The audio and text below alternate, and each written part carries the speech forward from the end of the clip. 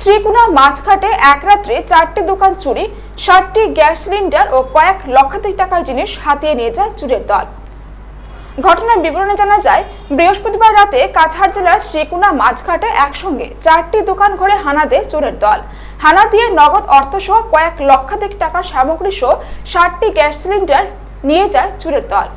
দোকানের মালিকরা বলেন, সকালে দোকান খোলার সঙ্গে সঙ্গে দেখেন দোকানের জিনিসপত্র সব নিচে ফেলে রাখা এবং দোকানের অনেক জিনিসপত্র নেই।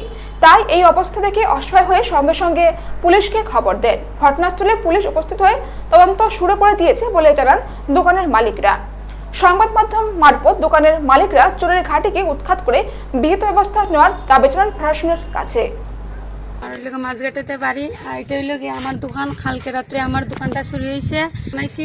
টানা এখন আইসে দেখি টানা কিতা করে, আমরা এটা তাড়াতাড়ি মানে একটু যে অ্যাকশন চাই যে এটা কে করলো। এক লোকে 4টা দোকান চুরি করে লইছে, অনেক টাকার মাল নিছে। এরকম যদি চলা অবস্থা থাকে তখন কীরকম হইব? আমরা গরিব মানুষ, যাওই হয়, আমরা অত কষ্ট করিয়া দোকান একটা খুলছি, তখন যে এইরকম চুরি চুচরা এইরকম শুরু করে এদের সব নিচে 7টা সিলিন্ডার নিল, তারপর অত টাকার মাল নিল। তখন বারে বারে যে দোকানে চালান দোকানিটা, এটা তো আমরা লেগা সম্ভব না। আমরা গরিব মানুষ, আমরা তো এইরকম অত তো আমরা মিলিয়ে মানে এটাই আমরা মানে যেতে তাড়াতাড়ি অ্যাকশনটাও হয়।